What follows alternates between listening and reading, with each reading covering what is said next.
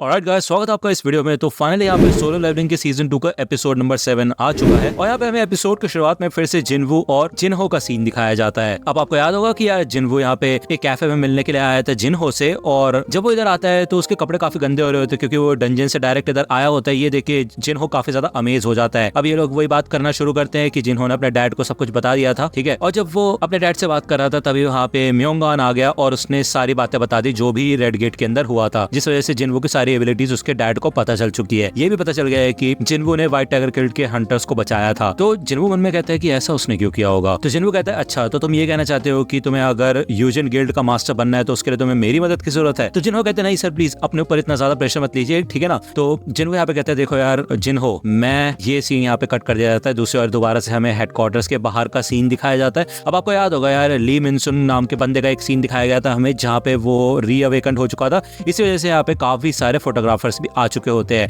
जब मिनसुंग यहाँ पे गाड़ी में वेट कर रहा होता है और ये सारी चीजों का मजा ले रहा होता है ना, तभी यहाँ पे दो गाड़ियां और आती है और इसमें से चॉय जोंगिन और बेक युनहो निकलते हैं। अब यार ये दोनों काफी कमाल के हंटर्स हैं, ठीक है, इन्हें सब जानते हैं। अब यार इन रिपोर्टर्स को ऐसा लगता है कि बेक युनहो और चॉय जोंगिन भी मिस्टर ली मिनसुंग के लिए आए हैं, मतलब उन्हें रिक्रूट करने के लिए आए हैं, लेकिन बेसिकली इन दोनों को तो उससे कोई घंटा फर्क नहीं पड़ रहा होता है। ये बेसिकली सिर्फ और सिर्फ संग जिनवू के लिए यहाँ पे आए होते हैं, ओके। लेकिन ये बात ये लोग रिपोर्टर्स को नहीं बताते, तो रिपोर्टर्स काफी कंफ्यूज हो जाते हैं कि यार ये दोनों फिर यहाँ पे आए क्यों हैं, ओके। तो बेसिकली ये दोनों यही बात कर रहे होते हैं कि इन दोनों की गिल्ड्स की मदद की थी संग जिनवू ने, और बेक युनहो बताता है कि भाई जो उसका गिल्ड था उसने काफी ज्यादा सफर लॉस किया है, मतलब उनके काफी बंदे मारे गए हैं, तो बेसिकली जिनवू को उसी की टीम में आना चाहिए, है कि नहीं। तो ये दोनों तो बहसबाजी में लग जाते हैं। तभी यहाँ पे फील्ड गिल्ड का मास्टर आ जाता है जिसका नाम होता है लिम टाई ग्यू, और ये भी बंदा एस रैंक का ही होता है, ठीक है। ये बंदा आते साथ ही कहता है क्या बात है, इतने बड़े बड़े लोग यहाँ पे क्या कर रहे हैं, क्या तुम लोग भी ली मिनसुंग को रिक्रूट करने के लिए आए हो। तो ये दोनों वैसे काफी गुस्से में होते हैं और कहते हैं कि हमें कोई घंटा फर्क नहीं पड़ता तुम्हारे ली मिनसुंग से या जो भी उसका नाम है। तो लिम कहता है भाई यार इन्हें क्या हो गया। मिनसुंग यहाँ पे गाड़ी के अंदर बैठ के भाई काफी खुश हो रहा होता है कि यार इतने बड़े बड़े बंदे भी मेरे को रिक्रूट करने के लिए आए हैं, जैसे कि चॉय जोंगिन और बेक युनहो।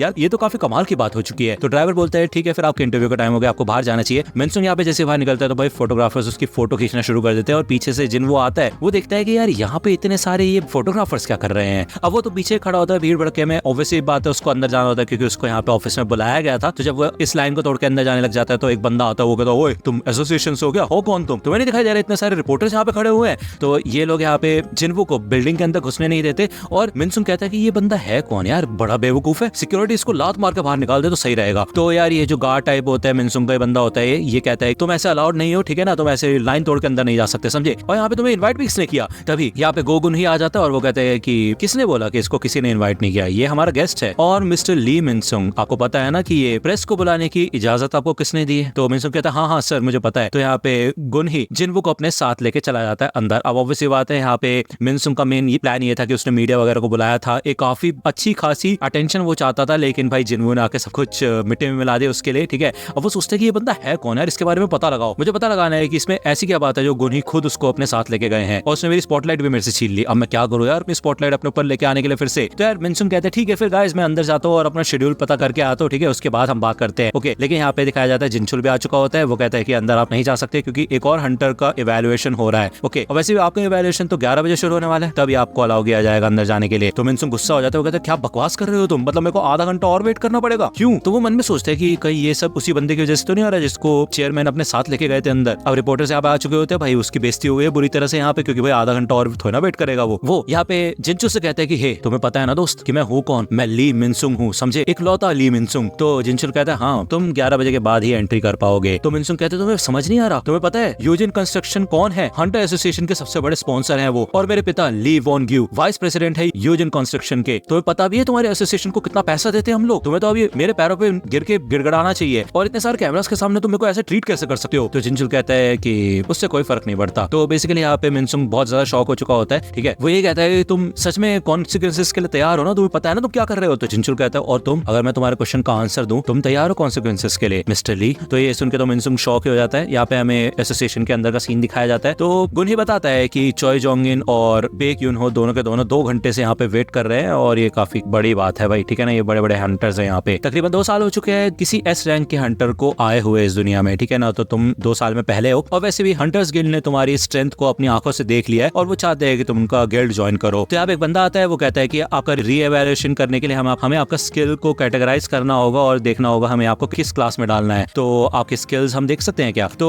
जिन्हों दिखाता है अपने शैडो सोल्जर का सीन और ये लोग कहते हैं कि अच्छा तो तुम 20 समन कर सकते हो, क्या बात है। तो गुनी पूछता है कि बस इतना ही कर सकते हो ना तुम, मतलब एक ही ला सकते हो ना। तो यार जिन्हों मन में सोचता है कि ऑब्वियसली बात है, बहुत सारे लोग उसे एक्शन में देख चुके हैं तो छुपाने का कोई मतलब नहीं बनता। यहाँ पे वो अपने काफी सारे सोल्जर्स को बाहर निकाल देता है और वो कहता है कि ऐसे मैं 100 और लेके आ सकता हूँ, ठीक है। और ये देख के तो सबके सब लोग शौक हो जाते हैं, कहते हैं ये तो नामुमकिन है भाई 100 और। बेक कहता है कि इसके अंदर तो कमाल की मैजिकल एबिलिटीज है, ये है असली संग जिनवू। मतलब लास्ट टाइम जब मैं उससे मिला था और अब दोनों में काफी अंतर हो चुका है, मतलब जमीन आसमान का फर्क हो चुका है भाई। इसकी स्ट्रेंथ पहले से कई ज्यादा बढ़ चुकी है। अब बेक यहाँ पे जिनवू से बात करने के लिए सोचता है, लेकिन यार जिनवू कहता है मेरे पास टाइम नहीं है, ठीक है। तो बेक कहता है कि अगर मैं होता तो तुम्हारी जगह वहां से नहीं जाता। तो जिनवू सोचता है इसका क्या मतलब है, लेकिन इतने में वो दरवाजा खोल देता है और सामने से यहाँ पे काफी सारे फोटोग्राफर्स आ जाते हैं उसकी फोटोज वगैरह खींचने के लिए। लाइव टेलीकास्ट शुरू कर देते हैं उसका, ठीक है, क्योंकि वो भाई 2 साल में पहला एस रैंक का हंटर है और ये काफी बड़ी बात है। अब ये सब देख के तो जिनवू शॉक हो जाता है। यहाँ पे हमें जिना के स्कूल का सीन दिखाया जाता है। उसकी कोई फ्रेंड उसे बताती कि हे जिना देखो तुम्हारा भाई टीवी पे आ रहा है। तो जिना कहती क्या बकवास कर रहे हो तुम, वो टीवी पे कैसे आ सकता है। इधर हमें एसोसिएशन के बाहर का सीन दिखाया जाता है 10 मिनट पहले का, कि 10 मिनट पहले क्या हो रहा था, मतलब जब जिनवू अंदर था तो बाहर क्या हो रहा था, वही सीन बताया जाता है हमें। तो यार मिनसुंग यहाँ पे अपनी रेपुटेशन को फिर से बनाने की कोशिश कर रहा होता है। वो कहता है कि भले आज मेरा रीएवैल्यूएशन है,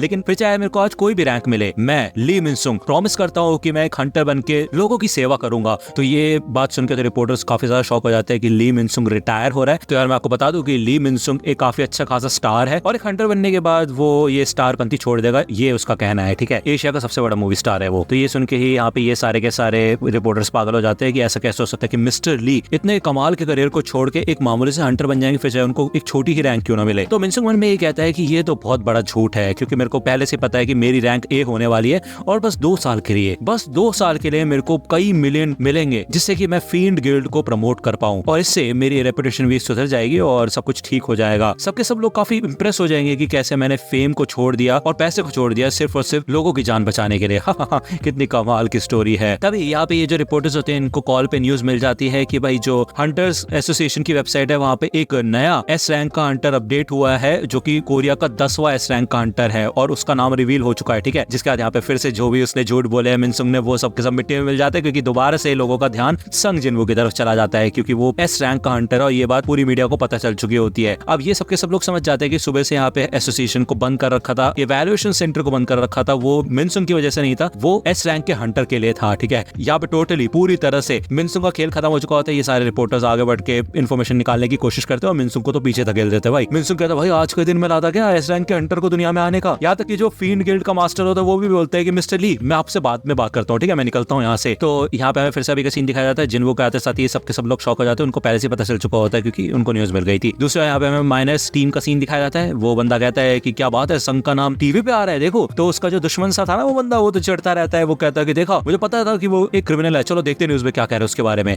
तो बताया जाता है कि वो साउथ कोरिया का 10वां एस रैंक का हंटर है संग जिनवू। तो ये सुन के तो उसके जो हेटरेड वाला बंदा था ना उसके होश उड़ जाते हैं। ये न्यूज काफी लोगों को मिली होती है और सबके सब लोग काफी ज्यादा शॉक हो जाते हैं। इधर हमें जिन्हो के डैड का सीन दिखाया जाता है, उसको भी ये न्यूज मिल चुकी होती है कि जिनवू एस रैंक का मेज टाइप हंटर है, ठीक है। मेज मतलब मैजिकल यूजर, ठीक है, मैजिक यूज कर सकता है। तो वो जिन्हो से पूछते हैं कि क्या तुम उसको रिक्रूट कर पाए हमारे गिल्ड के लिए। तो जिन्हो कहता है मुझे माफ करना डैड, मैं उसे कन्विंस नहीं कर पाया। जिन्हो ने मुझे बताया कि वो अपना एक खुद का गिल्ड बनाने वाला है और वो चाहता है कि मैं उसे वाइल्ड गिल्ड मास्टर की तरह ज्वाइन करूं अगर मैं चाहूं तो उसके डैड कहते हैं कि हाँ, तुम्हें पता है कि मैंने यूजिन गिल्ड की शुरुआत क्यों की। तो जिन्हो कहते हैं क्योंकि इसमें काफी ज्यादा प्रॉफिट है। तो उसके डैड कहते हैं देखो यार हमारे पास काफी सारा पैसा है जिससे कि हम कई जनरेशन तक जी सकते हैं, वो भी अच्छी खासी जिंदगी। तुम्हें क्या लगता है कि मैं इतना ज्यादा रिस्क लूंगा इस चीज के लिए, गिल्ड बनाने के लिए? मैंने ये गिल्ड इसलिए बनाने का सोचा क्योंकि मैं हमें प्रोटेक्ट करना चाहता था। दिन पे दिन हंटर स्ट्रॉन्ग होते जा रहे हैं, लेकिन उसी के साथ साथ यहाँ पे हमारे दुश्मन भी काफी ज्यादा स्ट्रॉन्ग होते जा रहे हैं। हर देश में ऐसे कुछ इंडिविजुअल्स होते हैं जिनको नेशनल लेवल हंटर्स कहा जाता है, जो कि एस रैंक के हंटर्स से भी ज्यादा ताकतवर होते हैं। और छोटी छोटी कंट्रीज में ऐसे हंटर्स ना राजाओं की तरह रहते हैं। तो हम अपने लीगल सिस्टम और गवर्नमेंट पे डिपेंड नहीं कर सकते कि वो ही हमेशा हमें आके बचाए।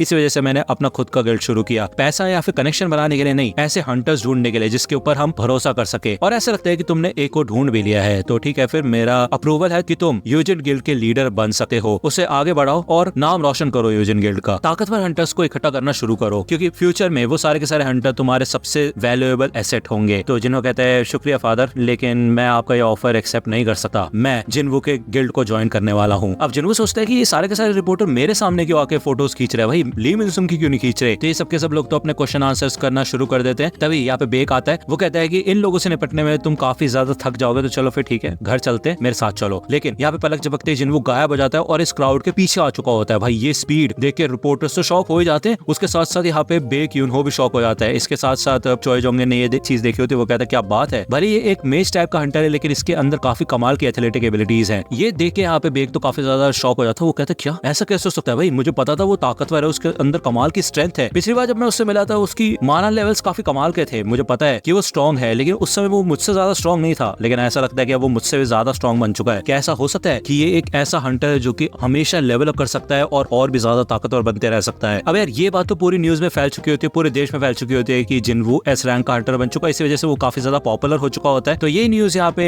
डोंगसू भी देख लेता है, अब वो हॉस्पिटल में एडमिट होता है, आपको याद ही होगा, ठीक है ना। तो उसे काफी चिढ़ मचती है, वो कहता है अच्छा ये बंदा अभी तक जिंदा है। दूसरे यहाँ पे हमें एक बंदे का सीन दिखाया जाता है, ये एक एक्सपर्ट होता है आर्टिफैक्ट्स का, ठीक है। तो जिन्वू यहाँ पे वो क्रिस्टल बॉल लेके आया होता है उसके पास, उससे पूछने के लिए कि इसका क्या सीन है। तो इसका मेजरमेंट जब वो करता है तो उसे पता चलता है कि इसका एम्पलीफिकेशन रेट 100% है, जबकि ज्यादातर जो आर्टिफैक्ट्स होते हैं ना उनका एम्पलीफिकेशन रेट हाईएस्ट 50% होता है। तो ऐसा कैसे हो सकता है? ऐसा लगता है कि मिस्टर चोय जोंगिन इसके काफी अच्छे खासे पैसे दे सकते हैं। वो पूछता है कि ये आइटम तुम्हें मिला कहां से, तो जिन्वू बताता है कि ये डंजन से मिला उसको। ओके, तो ये बंदा बताता है कि ठीक है फिर हम इसका ऑक्शन कर सकते हैं और आपको काफी अच्छा खासा प्राइस मिल सकता है। तो जिन्वू कहता है कि मैं इसके बारे में सोचूंगा। जिन्वू मन में कहता है कि उसको जल्दी से जल्दी डीमन कासल को क्लियर करना होगा जिससे कि वो होली वाटर ऑफ लाइफ पा पाए, लेकिन जो कासल के अंदर फ्लेम्स है ना उससे बचने के लिए उसे काफी अच्छा खासा आर्टिफैक्ट चाहिए। तो यही बात वो यहाँ पे इस बंदे को बताता है कि आग के खिलाफ कोई अच्छा आर्टिफैक्ट मिलेगा उसको। तो ये बंदा कहता है क्या आग? जिन्वू कहता है क्या हुआ, उसे ढूंढना मुश्किल है क्या, क्योंकि मैंने ऑनलाइन वो चेक किया था तो कहीं पे भी मिला नहीं। तो ये बंदा बताता है कि नहीं ऐसी बात नहीं है, वो कुछ ज्यादा महंगे होते हैं लेकिन आसानी से मिल जाता है अगर तुम ढूंढना चाहो तो, ऑनलाइन इसलिए उनको शो नहीं किया जाता। फायर टाइप का जो मैजिक होता है वो काफी ज्यादा कॉमन है अटैक करने के लिए। तो जिन्वू कहता है वैसे बात तो सही है क्योंकि मिस्टर सॉन्ग और चोय जोंगिन दोनों फायर मैजिक का इस्तेमाल करते हैं, इवन उसकी शैडोज टस्क वगैरह और मेजेस भी फायर टाइप का मैजिक इस्तेमाल करते हैं। जब ये लोग अंदर आते हैं यहाँ पे काफी सारे वेपन्स आर्मर्स वगैरह रखे हुए होते हैं, ठीक है। जिन्वू कहता है कि बस इतने पतले से ग्लास के पीछे इतनी महंगी चीजें रखी हुई है, मतलब कोई खतरा नहीं है इसमें सिक्योरिटी मेजर्स। तो ये बंदा बताता है कि नहीं, इस ग्लास के अंदर काफी खतरनाक माना है और इसको तोड़ना काफी ज्यादा मुश्किल है, एक ए रैंक का हंटर ही इसको तोड़ सकता है। और मानो ना मानो तुम चाहो तो इस ग्लास को क्रैक करने की कोशिश कर सकते हो, अगर तुम ऐसा कर पाए तो तुम्हें जो भी चाहिए होगा वो मुफ्त में दे दूंगा, ठीक है। तो जिन्वू तो तैयार हो जाता है, वो कहता है हाँ एनर्जी तो मेरे को फील हो रही है लेकिन मैं शायद इसको तोड़ सकता हूँ। यहाँ पे वो उसे तोड़ने के लिए तैयार हो जाता है लेकिन ये बंदा उसे रोक देता है, कहता है अरे अरे मजाक कर रहा था भाई मैं, अगर तुमने इसको तोड़ा तो सारे के सारे हंटर्स भागते हुए यहाँ पे आ जाएंगे, हमारा उनके साथ कॉन्ट्रैक्ट है, सिक्योरिटी एग्रीमेंट। तो ये बंदा मन में कहता है क्या इसने तो बोला था ना ये मेज टाइप का हंटर है, भाई तो इतना कॉन्फिडेंस कैसे आ गया इसके अंदर इसको तोड़ने का, क्योंकि यार मैं तुम्हें बता दूं तो मेज साइड में रह के लड़ते वो असैसिन टाइप नहीं होते जो आगे रह के लड़े, ठीक है। तो इसी वजह से ये बंदा थोड़ा कंफ्यूज हो गया लेकिन इसको नहीं पता जिन्वू ऑल इन वन है। ओके, तो जिन्वू कहता है ठीक है फिर मेरे को कोई अच्छा सा वेपन दिखाओ जैसे कुछ डैगर जैसा। ओके, अब जब जिन्वू ऐसे जाता है तो ये बंदा नोटिस करता है कि ग्लास के अंदर ना क्रैक आ चुका है। वो सोचता है ये कब हुआ, मतलब इस बंदे ने तो ग्लास को टच भी नहीं किया, ऐसा हो ही नहीं सकता कि इसने किया हो, लेकिन भाई हमें पता ही है जिन्वू के ऑरा से ही यहाँ पे वो ग्लास चटक गया। ओके, तो यहाँ पे उसको डैगर्स दिखाए जाते हैं। एक डैगर ये होता है जो उसको काफी पसंद आता है, ये 30 मिलियन वॉन का होता है भाई, काफी महंगा, लेकिन इसकी डिफिकल्टी फिर भी बी रैंक की या फिर उससे कम की होगी। ओके, मतलब जो कसाका का फैंग था ना उसके बराबरी का हो गए। वो यहाँ पे अपने वाले डैगर का दाम उससे पूछता है, उसे बताया जाता है कि ये 100 मिलियन से भी ज्यादा का होगा और ये तो उसको शॉप से मिला था 2.8 मिलियन गोल्ड पे। तो भाई देख रहे हो ना तुम, इससे अच्छा तो ये है कि वो शॉप से ही चीजों को बाय कर ले, अपना जो उसका नोटिफिकेशन दिखाता है ना वहां से। इवन जो जिन्हो का सूट था वो भी मिलियंस में कॉस्ट कर रहा था और ये वाली तो बात है कि यार उसका कोई मतलब नहीं बनता अपनी चीजों को यहाँ पे बेचने का, ठीक है। दूसरा यहाँ पे हमें बेक यूनहो का सीन दिखाया जाता है, वो इस बात पे विचार कर रहा होता है कि यार ऐसा कैसे हो सकता है कि एक ऐसा हंटर जो कि हमेशा और ताकतवर बनते जा सकता है। उसे पूरे यकीन है कि जब वो रेड गेट पे उससे मिला था ना तब जिन्वू उससे थोड़ा कमजोर था लेकिन अब वो पूरी तरह से ताकतवर बन चुका है। ऐसा लगता है कि फिर चाहे ये लोग कितनी भी कोशिश कर रहे हैं उसे चेस करने की, लेकिन जिन्वू हमेशा ताकतवर होता जाएगा और ज्यादा। उसे जरूरत ही क्या है किसी की गिल्ड को ज्वाइन करने की जब वो खुद का ही गिल्ड बना सकता है। तो जब तक वो आगे बढ़ता रहेगा वो हमेशा नंबर 1 रहेगा। ऐसा लगता है कि चोय जोंगिन और ये दोनों ही अपना टाइम वेस्ट कर रहे थे बस। तो यहाँ पे हमें व्हाइट टाइगर गिल्ड का सीन दिखाया जाता है। इधर ये वाली न्यूज इन लोगों को जब मिली होती है ना ये काफी ज्यादा हाइप अप हो चुके होते, काफी खुश हो चुके थे। ये कहता है कि भले मिस्टर बेक ने हार मान ली हो, वो संग जिन्वू के पीछे ना जाना चाहते हो, लेकिन मैं उन्हें कन्विंस करके रहूंगा और व्हाइट टाइगर गिल्ड के अंदर शामिल करूंगा, ठीक है। तो यहाँ पे हमें जिन्वू के घर का सीन दिखाया जाता है। जिन्हा यहाँ पे खिड़की के पास बैठ के बोलती है कि जिन्वू यार रिपोर्टर्स अभी भी हमारे बिल्डिंग के बाहर खड़े हुए हैं। तो ये लोग कहते हैं अरे अरे देखो वोरी।